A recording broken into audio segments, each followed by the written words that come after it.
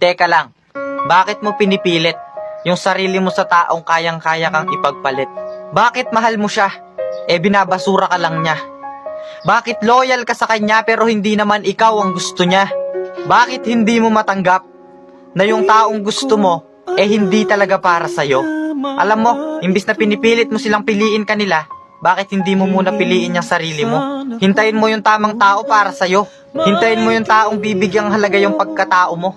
Tandaan mong hindi pinipilit ang pagmamahal. Kusayang nararamdaman, pinipilit mo silang mahalin kanila, kaya ka nasasaktan. I'm sorry, don't leave me. I want you here with me. I know that your love is gone.